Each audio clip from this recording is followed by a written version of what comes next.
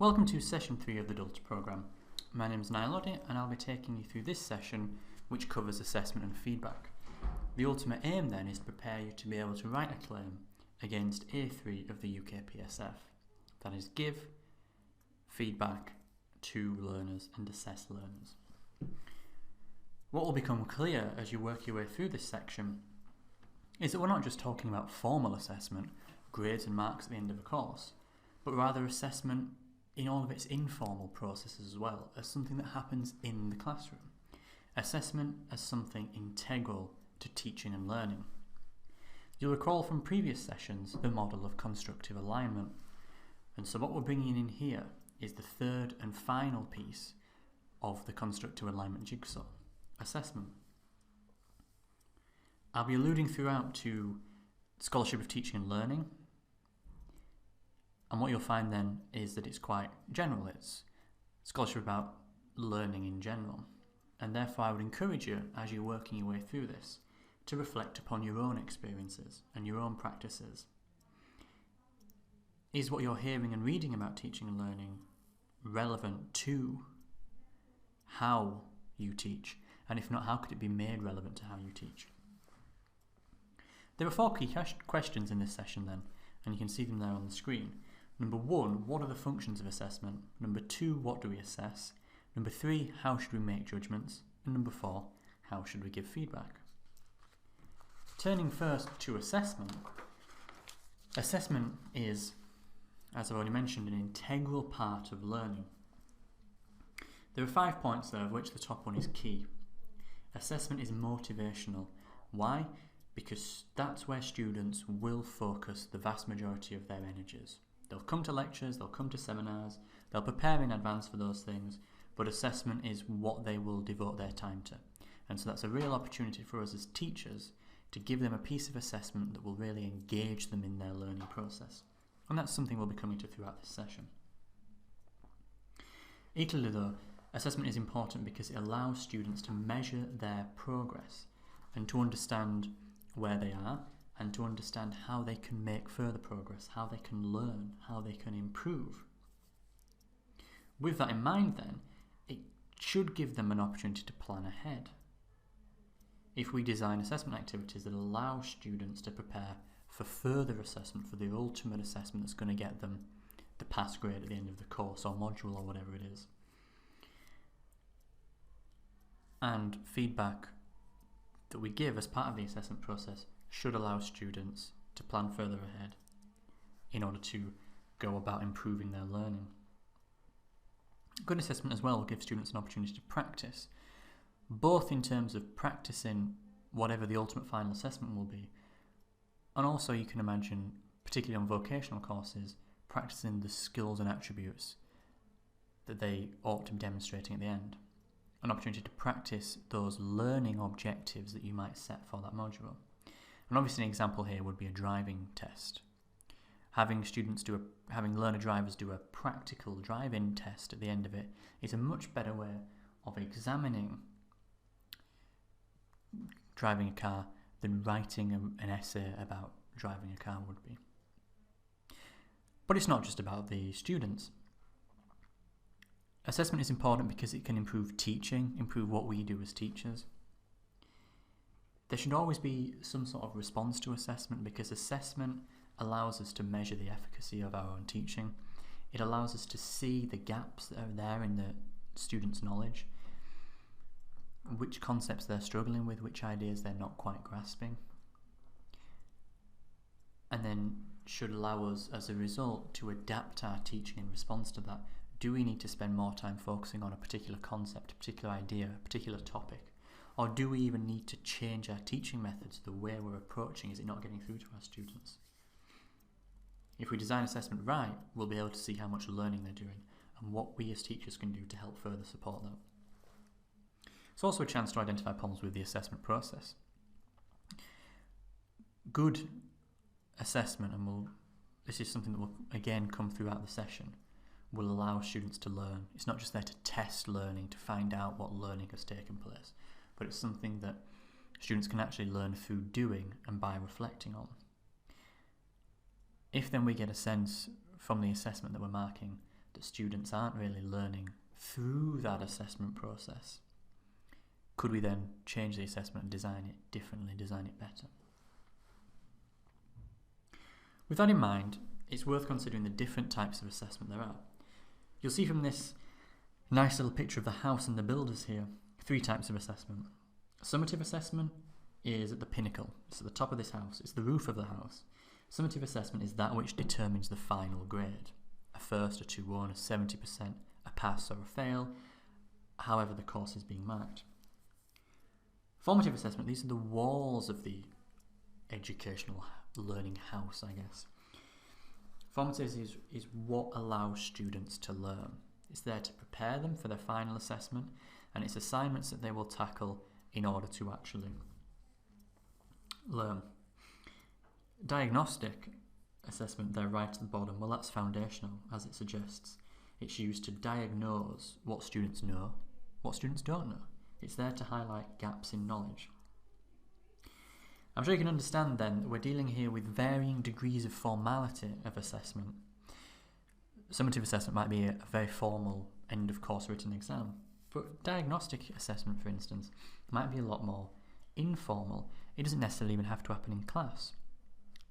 Less a written test, and more a conversation with your students in the class, or even outside of the class.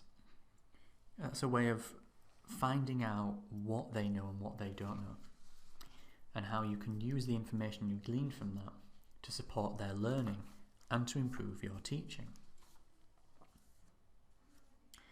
You'll see here then something which you'll be familiar with. This is a model of constructive alignment from Biggs 1999, and it's a synthesis, isn't it, of how learning outcomes, assessment tasks, teaching and learning activities ought to be built together and designed together. As a recap then, Norton 2009 passes those 3 items as: number 1, what do you want your students to learn, i.e. what learning outcomes will they achieve? Number 2, what teaching methods will you use to enable them to achieve these learning outcomes? And number 3, what assessment tasks and criteria will you use to show that students have achieved the learning outcomes you intended? And how will you arrive at an overall grade or mark? A more complex account of constructive alignment can be seen here. This is Biggs 2003, and this is more complex than the tripartite model of learning outcomes, assessment tasks, and teaching and learning activities, because it brings in student factors and thereby recognises that the teaching context and teaching and learning activities have to take into account the individualities of students. Every student is different. Every student has their own prior knowledge, their abilities, their skills, different motivations even for taking that course, different ways of learning. And then what this model of constructive alignment suggests that if we get to know these student factors, and that's often done through diagnostic assessment, but equally also through formative and summative assessment, we get a sense of those student factors. If we use assessment to get to know these student factors better, then that will impact upon the learning activities that we design and the teaching that we do. And that then will better enable this constructive alignment to take place. What I'd like you to do now then is a bit of personal reflection. Okay? As a teacher and as a student, whether now or in the past, what types of assessment are you familiar with? Thinking about the teaching you're doing at the moment, what kinds of assessment does that teaching entail? And does it follow constructive alignment? And are you involved in formative, summative assessment? And what informal assessment do you use, or do you think you could use?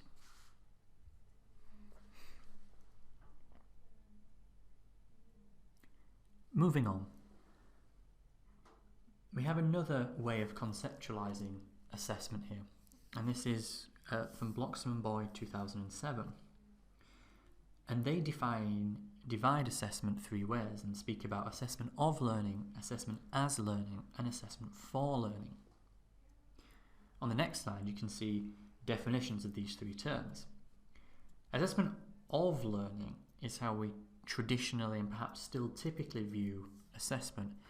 It's that measuring student performance, student achievement in order to give them a grade or a mark or a pass or a fail for whatever the course is. Typically a summative assessment. Assessment for learning, on the other hand, is formative and diagnostic, in that it's used by teachers to get more information about their teaching and their student performance in order to change the teaching and learning activities that you design to respond better to the needs of the learner. But equally, it brings the student, it considers the student aspect as well, and recognises that feedback has an impact on the learner if engaged with, that a learner can learn by responding to the feedback they receive on assessment. Assessment as learning, the third aspect here, is related to assessment for learning, and it can be thought of in two different but related ways. Firstly, and most simply, it suggests that actually doing an assessment, preparing for an assessment, revising for an exam, writing an essay, taking part in a presentation, whatever it is, that through doing that, students learn. And that is in fact where they do much of their learning, through assessment. But it also suggests that, this is assessment as learning, that involving students in assessment is good and has a positive impact on their learning. Okay? In that the feedback they receive allows them to self-monitor their progress to improve. But it also suggests that peer feedback, getting students to give feedback to one another, can be a powerful tool in your teaching. So you might think about how that could be done in practice. Are you getting students to give a presentation to a group, and then do you ask the group for feedback? Maybe give them feedback sheets that they have to fill in and give to the presenters. Or alternatively, for written assignments, do they have to produce a draft which is read by a fellow student, and that student provides feedback to which they have to then respond before handing in the draft to the teacher, for instance?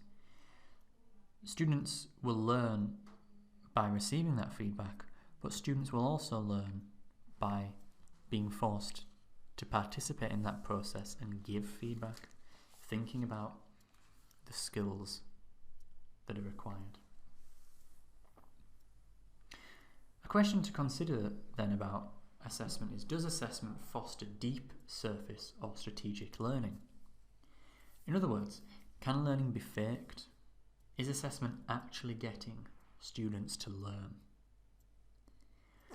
Deep learning refers to the process of qualitative understanding and real engagement and knowledge of an idea, a topic, a concept, whatever it may be.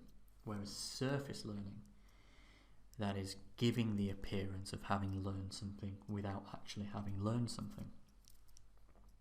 To kind of understand this a bit more, the next few slides present the views of some educational researchers. Thinking about that will allow us to unpack the meanings and implications of deep learning and surface learning. First up, we have Entwistle and Entwistle 1997, and they say that the format of many examinations may induce superficial forms of understanding. What they're writing about here is primarily written exams, and they and many others have argued that written exams don't actually test the learning objectives of that module, that they measure rote learning. They encourage students to binge revise and then regurgitate what they have in their minds, rather than deploying the skills that the module is designed to enhance: critical thinking, analysis, deep understanding of the ideas and concepts. Okay, that they may be able to speak the language of a particular discipline because they've memorized sentences, paragraphs, ideas from textbooks, but they haven't really thought through it, grasped its meaning. Okay? And Entwistle will argue then that reading exams can often just encourage this surface learning the words without really learning the meanings behind the words. You might want to think about whether that applies to your discipline and the ways in which it can apply to your discipline and your teaching. Gibbs and Simpson 2004 have suggested that students can tackle assignments that are intended as learning activities so as to maximise the marks they obtain rather than maximising the learning achieved from engaging with the assignment. In other words, students regard assessment largely as getting a score or a grade. They don't regard it as an opportunity for learning. And that with that in mind, they approach the assessment accordingly. And when they tackle the assessment, they are just simply trying to get the highest marks. And the process of doing that might not be the best process cognitively for them to learn. So for instance, do they, in an essay, spout what they know to be the opinion of their lecturer or their marker without really thinking through alternatives or indeed the implications of that position they're taking in their essay, for instance? So what I would ask you then to think is, how can you get your students to engage with assessment as learning and assessment for learning, rather than them seeing it as assessment of learning? How can you encourage them to think of the tackling of an assignment as a great opportunity for their learning, rather than just a hurdle that has to be jumped through for them to get a grade at the end of it? Because the educational scholarship is agreed that assessment is a powerful tool of learning, but arguably the student perception is very much different. How can you bring that student perception around? And it's a challenge. Carlos 2007 has argued that assessment tasks should promote the kind of learning dispositions required of graduates and should mirror real-world applications of the subject matter. Okay? Graduate attributes, you can think about what they might be. Critical thinking, analysis, interpretation, those sorts of things that we expect graduates to have, having come out the other side of a higher education course, that they might not necessarily have had before, or at the very least have developed to very, very high levels.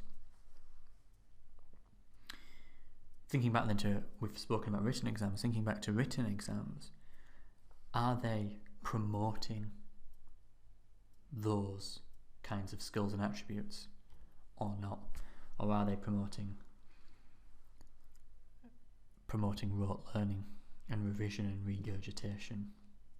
Surface learning, not deep learning.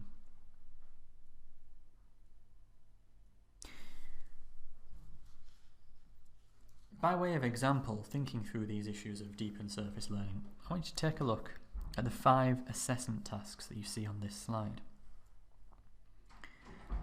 Consider each one in turn and critique them.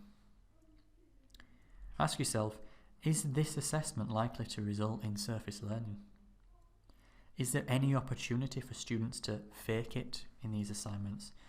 By which I mean give off the impression that they know what they're talking about with actually not knowing what they're talking about. And finally, is that particular assignment likely to support development of graduate attributes?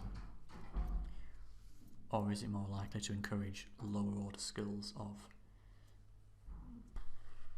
factual recall?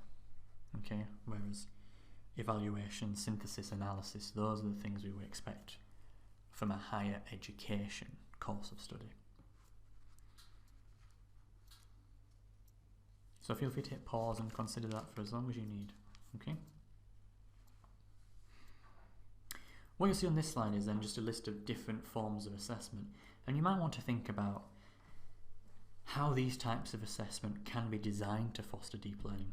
So I've spoken a bit about written examinations, and criticise them to an extent. But equally, I'm sure you can imagine that were the tasks within that written exam designed accordingly, and did you teach, was your teaching constructively aligned to prepare students for that written exam in such a way that it was actually going to foster deep learning as opposed to surface learning factual recall. Okay? Are some of those forms of assessment inherently better than others? Or not? Why? Why not? Is it all about the way that you utilise those forms of assessment? Give that some consideration. I'd like you to engage in a bit more personal reflection. Thinking about a module that you have responsibility for and the assessment tasks within that module. Are they of learning, assessment as learning, or assessment for learning? Think not just about the formal assessment, but also any informal assessment that you engage with in class and outside. Have a think too about how you might improve the assessment processes within that module. And I'd be very grateful if you could post those brief thoughts in the discussion forum and comment on the thoughts of your peers as well. Moving on then from assessment to feedback. Straight away, I'd like to suggest that there are two kinds of teacher feedback, and they can be categorised as low quality feedback and high quality feedback. And what we're concerned with in the following slides is high quality feedback, and how can we deliver high quality feedback to students rather than low quality feedback. Okay?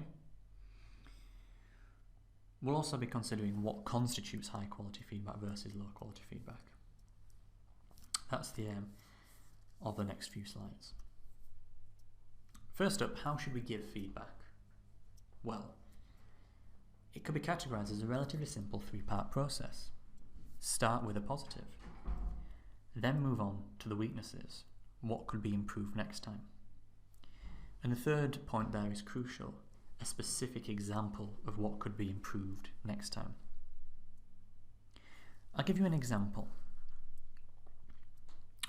because specific examples are good, as I've just said. My background is in literary study, and I've often seen comments on student essays to the effect that you need to engage more critically with secondary literature. Okay, fine. Maybe the student hadn't demonstrated sufficient critical engagement with secondary literature. But why might that be the case? Did they not engage sufficiently critically with the secondary literature because they didn't know how to? And if so, is simply telling them to engage more critically going to result in them engaging more critically? Well, no, not if they don't know how. And therefore, it betokens us as teachers to give a concrete and specific example of what we mean. Because we know what we mean, but the students don't necessarily know what we mean. Feedback can be kind of abstract, but abstract feedback is low quality feedback. High quality feedback is concrete and specific. Feedback should also be prompt. If students are to reap the cognitive benefits of feedback, part of that is making it as meaningful as possible by making it as close to the assessment in the first place. Feedback should also be clearly related to the assessment criteria. It comes back to that question of constructive alignment. The assessment criteria should relate to the learning outcomes, and therefore, so students know how they are meeting or not meeting or should meet in the future those learning outcomes, that feedback needs to be linked to that assessment criteria so they know what they can do going forward. And feedback should also give students adequate information about their performances. It should tell them what was good, what wasn't good. And that information should be concrete and specific, as I've mentioned. Feedback, though, it might be better to think of it as feed forward, because the emphasis on feedback really should be towards the future. There should be some sort of response to feedback on the part of the student. They should use that feedback to improve in the future, to change their learning focus, to reconsider something or whatever it may be. Because what's the purpose of looking back on what was done, bad assessments in the past, unless you're using that to gear them towards the future, towards improving, towards learning.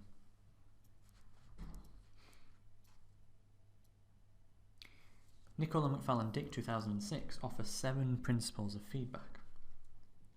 The first is that good feedback, high quality feedback, promotes self-assessment and reflection.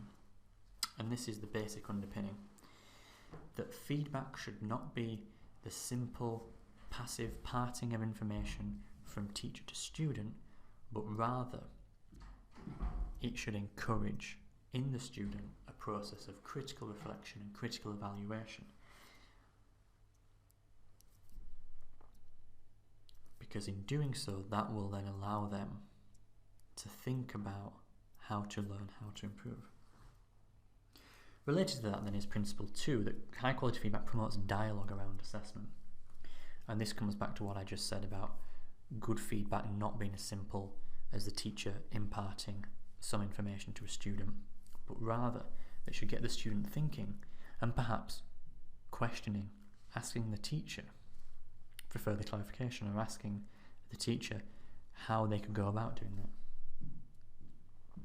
High quality feedback, this is principle 3, clarifies expectations. If a student hasn't got 100%, then by definition they haven't completely met all of the expectations. And they should be informed why or why not, and what they can do in order to meet expectations in future. Feedback is there, this is principle 4, in order to close the gap between current and desired performance. This rests on the assumption that students want to improve and do well and do better in the future.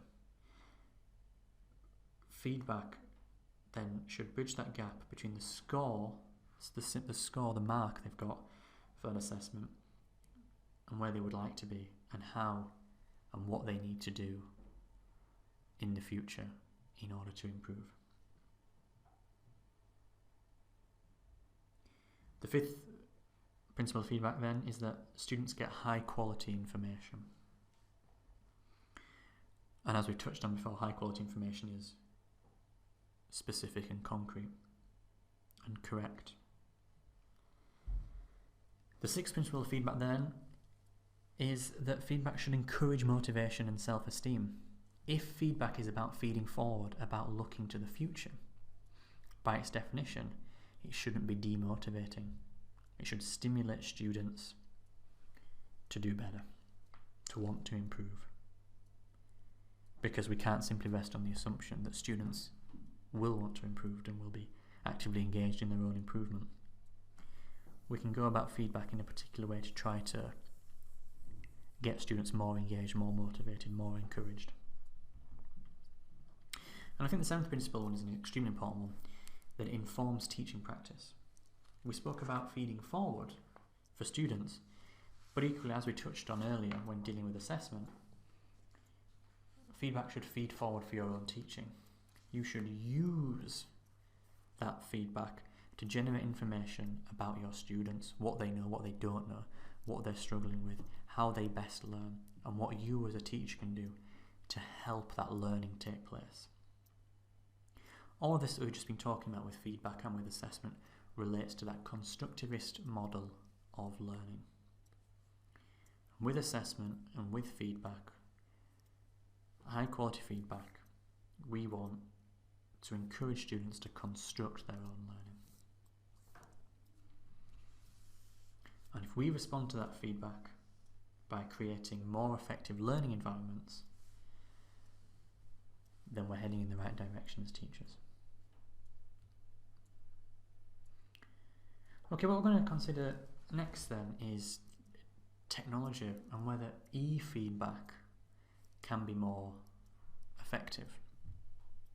And I'm sure you'll have your opinions on this, so keep them in mind whilst you work your way through the next slides. Audio feedback, video feedback, blogs, Facebook are all starting to come into higher education. We'll consider audio feedback. Audio feedback is recording a message in response to an essay or a presentation or whatever the assessment was, and then sending that recorded message to the student or to the groups of students if it was a bit of group work. And then students will obviously have to listen to that in their own time. Audio feedback has been shown to be popular with learners and with educators by delivering richer feedback in faster turnaround time than written feedback. So there's two positives there that have been highlighted about audio feedback. That it's richer, i.e. that it's higher quality, and that it's faster. Have a think for yourselves. Would it be quicker for you to record an MP3 file and send it out to a student than it would be to write them a full one-page report or however much feedback you provide?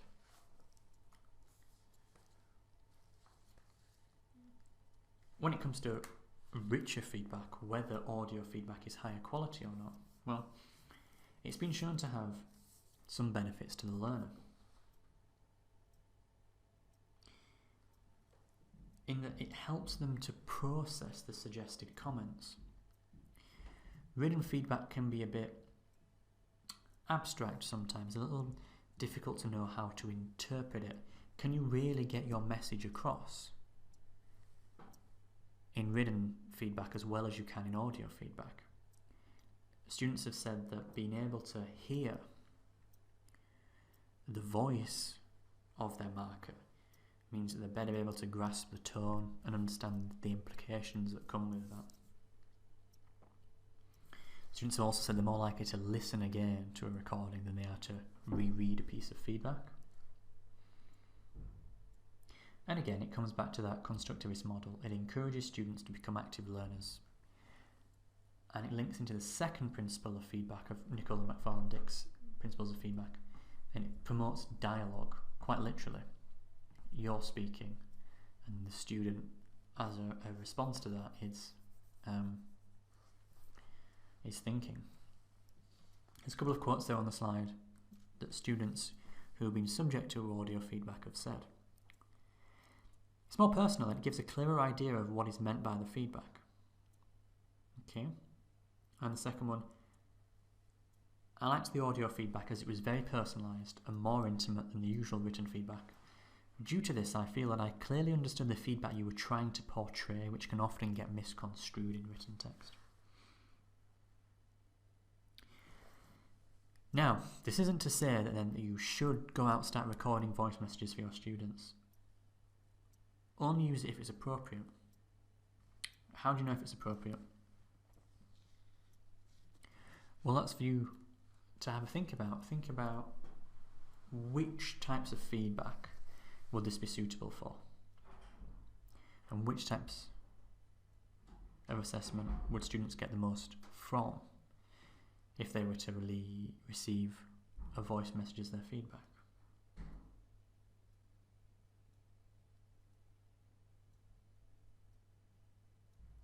These questions then about feedback are particularly important in the higher education setting because of the National Student Survey, which, for those of you who don't know, is a survey that's run nationally for all final year undergraduate students, which asks them about the quality of their teaching and learning experience at university on their undergraduate courses. Nationally then, the picture for assessment and feedback is bleakest. Assessment and feedback is consistently flagged as the least satisfying aspect of the student experience at undergraduate level. The undergraduates are asked 3 questions about assessment and feedback. They're asked if feedback has been prompt, if they've received detailed comments, and if feedback has helped them to clarify things they did not understand.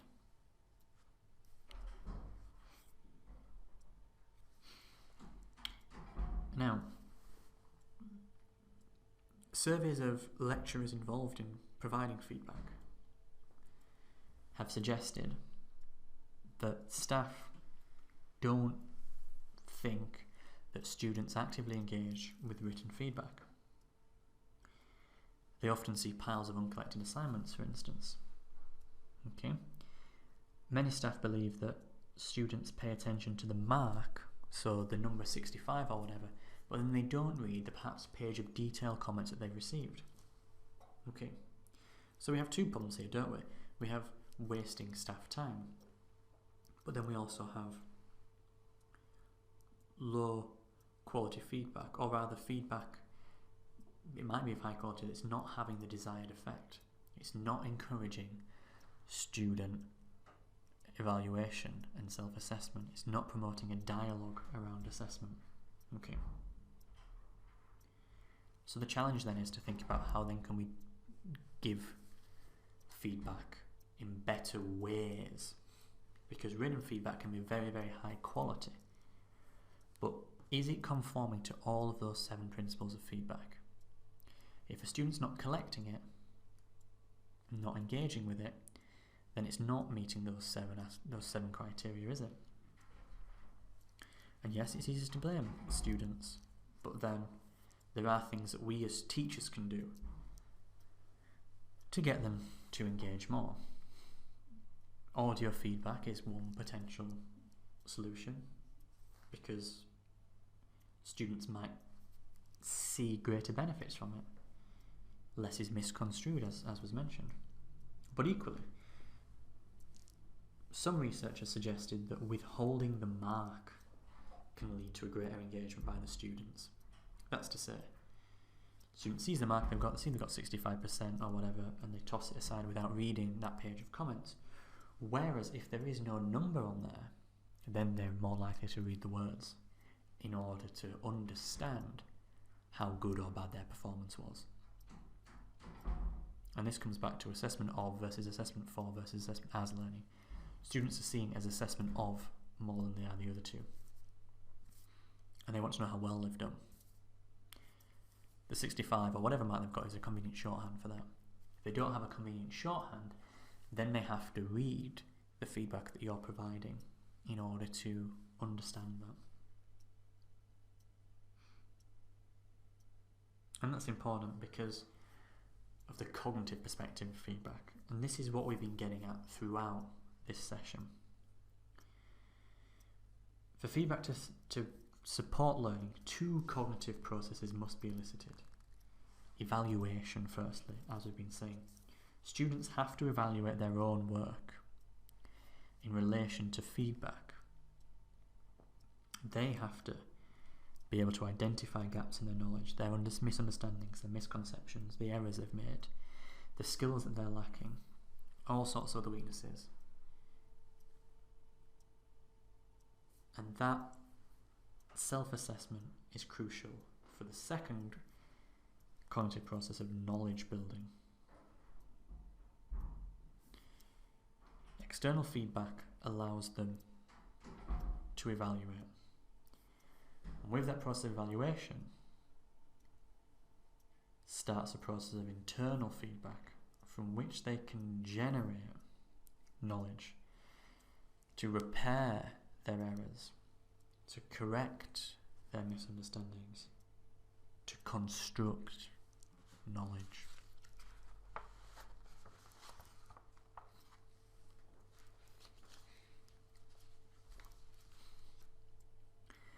Okay, this slide has some other means of enhancing teacher feedback, and I'm sure you'll have your own ideas, and I would encourage you to ask colleagues, see what they're doing, and have a look also at subject-specific scholarship on teaching and learning, and see if any innovative things are being done in your discipline. But this slide has a few pointers, okay? Number 1, students evaluate or respond to comments, i.e. that it is you make it a required task that students have to provide a written or a verbal or whatever you want response to the feedback that they've been given in order to demonstrate that they have engaged with it.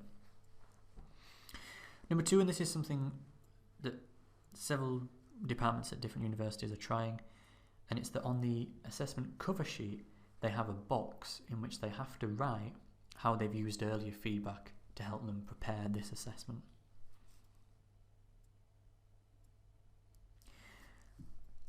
Number 3, you might want to consider, rather than setting a piece of work they have to submit, followed by another piece of work they have to submit, followed by another piece of work they have to submit, that rather they have to submit to you a draft of a piece of work or a plan, and then the teacher provides feedback on that, and then the students respond to that feedback to produce a final draft. And that way, feedback is actually being used within the assessment process. Number 4, as part of a bigger picture, you might want to think about how you stage the projects they do, how you overlap tasks.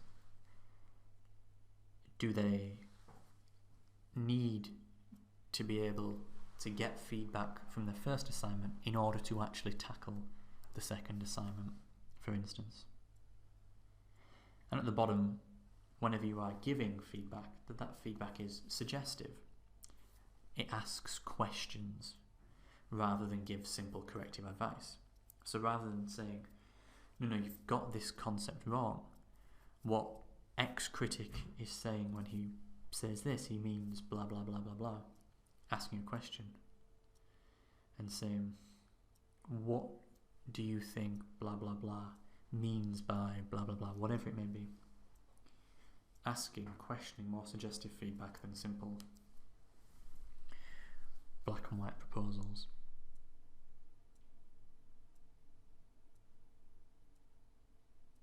Okay. An article here that well worth reading, Nicole 2013. Okay. Thinking about getting higher quality teacher feedback. Okay. And he says that teacher feedback should be planned in ways that ensure that students are provided with explicit opportunities to respond to, evaluate and act on it. Okay? Often feedback is done implicitly, in the sense that it's provided on one assignment and that the next assignment has no relation to that whatsoever. And so students may or may not engage with the feedback they got on assignment 1 because they don't have to do anything with the feedback. So Nicole argues that students are more likely to engage with teacher feedback if they have to do something with it. Respond to, evaluate, act on it. So, do they have to respond? For instance, do they have to produce a new draft as a result of, or whatever it may be? This is the guiding principle that's underlining the ideas you saw on the previous slide.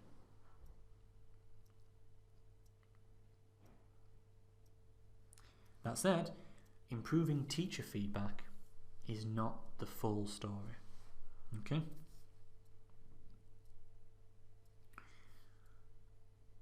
Why not? Well, there are some potential problems. Osmond and Merry 2011 suggests that it can still promote scripted responses, that students become dependent on the teacher, and in successive assignments engaging surface learning as a response to the feedback that they're receiving, and try to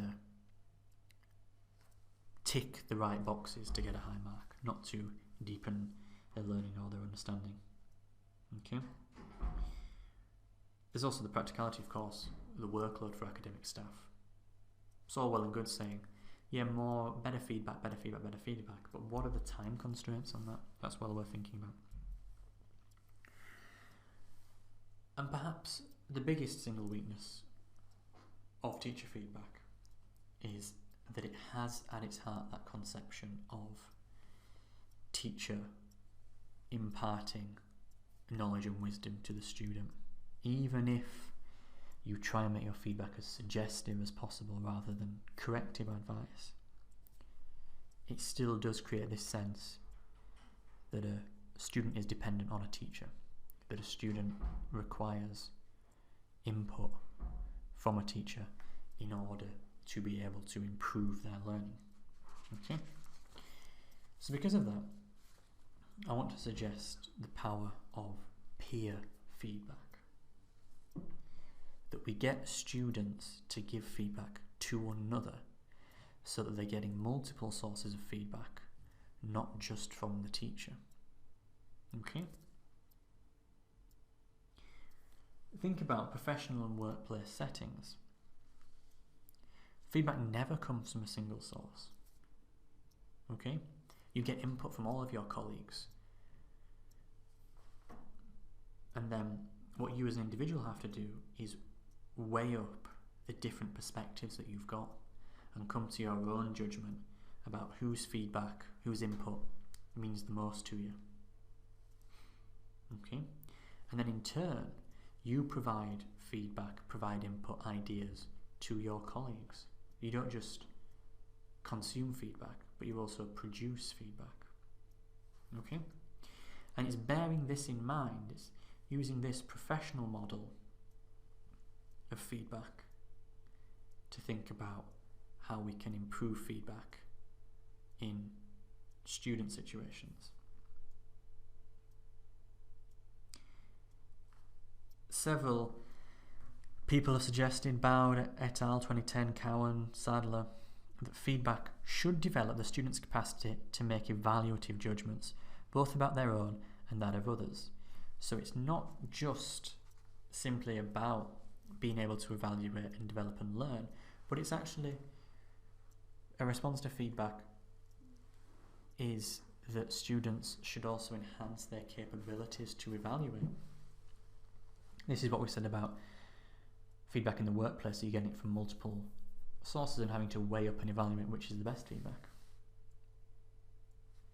Nicola McFarlane Dick have suggested as well that feedback should serve the function of progressively enabling students to better monitor, evaluate and regulate their own learning independently of the teacher. And this comes back to one of the fundamental purposes of higher education, independent learning, preparing students for a world outside of the university, whereby they will have to make those independent evaluative judgments. Feedback can be part of that, ought to be part of that, Nicola McFarlane Dick would argue, in getting students to better be able to manage their own learning independently of the teacher, not waiting to be told what they did wrong and thinking about how they could improve, but being able to, in producing a piece of work, evaluate and understand its strengths and weaknesses at the point of its production, not later on in the feedback cycle. This slide then runs down some further pieces of scholarship that you might want to investigate. They're all related then to this theme of improving evaluative judgment. Okay? The idea that we've just been speaking about. Evaluation as comparison. Evaluation is not just receiving input from one source, but input from several sources. From being able to critically evaluate the different types of feedback that you get. And this idea that feedback shouldn't just be about improving student learning, but should be about improving student skills of evaluation.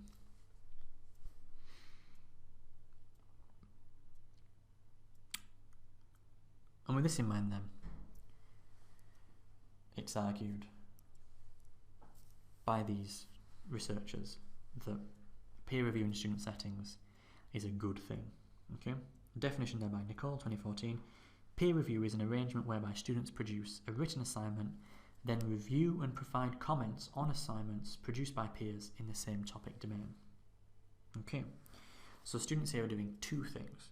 They're not just doing a piece of assessment, they are doing a piece of assessment and receiving reviews, receiving feedback on it, but also reviewing other pieces of assessment. And that these have different cognitive benefits and different benefits for learning. Okay? If we move on to the next slide. What do students then do once they've received feedback from their peers? Well, the idea is then that they will have the opportunities to redraft their assignments. Okay? And so this is ticking all of those boxes that we've been talking about: evaluation, judgment, and so on. It's argued that it's good because it stimulates those professional scenarios we mentioned, getting your colleagues different perspectives, not just somebody you see as somebody superior to you in knowledge, a teacher passing down wisdom. Okay. John MacArthur's 2010 study has indicated that students made more complex revisions to their work when they got feedback from several different students, several different of their peers, rather than when they just got the perspective of one peer or even of one teacher, actually. And so they would argue that this peer review can be taken further, that students should be reviewing several and should have several different reviewers on their work that they're handing in. Okay?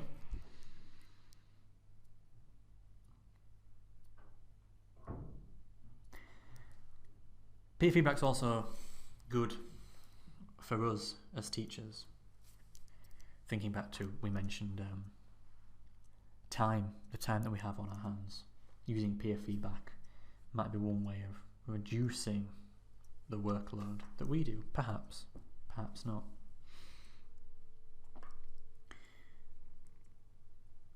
And then it can feed into that reflective practice, into that idea that we use feedback to see and understand better our teaching and respond accordingly. Well, by bringing in a wider array of perspectives, a wider array of feedback channels, can we then better understand the impacts of our teaching and better respond accordingly? And peer feedback is good because it links back to those 7 principles, the 7 principles of Nicola McFarlane-Dick. It promotes reflection, promotes dialogue, it should help to clarify expectations and close the gap between current and desired performance. Hopefully will provide high quality information to students. Hopefully encourages motivation because students in redrafting will see that they can make something even better, and we can use it to inform teaching practice. The last thing I'll leave you with is a bit of peer feedback for teachers. Okay? I'm sure this is something with which you engage, and as a result we've got departmental forms on Duo that you might want to use if you don't have any structured mechanisms in place at the moment. You know, and again, thinking back to what we just said about student peer feedback, it can be good to get as wide an array of perspectives on your teaching as possible. So is there a modular leader, a senior person? Equally, is there someone who's at the same grade as you? Also, people outside of your department, outside of your immediate area of specialism, they can focus in their feedback less on the subject-specific areas and more on the teaching skills areas. So that might be quite good. And then we suggest meeting the peer review before the observation, so you can ask them if there's any specific things you want them to look out for. Anything you're worried about, bored students, talking too fast, whatever it is your own concerns are. And then ideally you'd meet them soon after the observation. But before you do get their feedback, it would be great if you fill in a self-evaluation form first, so you could see how that married together. That would be a good idea. And you could discuss that self-evaluation with the peer observer as well, see how those perspectives differed.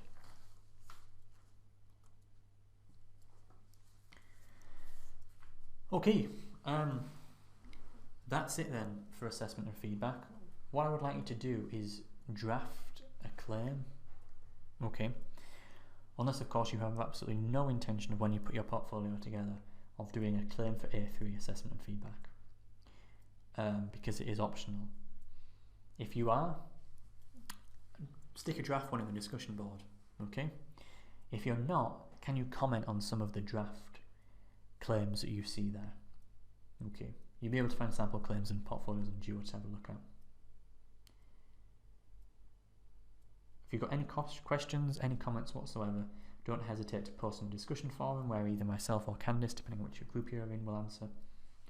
Alternatively, you can email me directly at niall.oddy@durham.ac.uk. Thank you very much.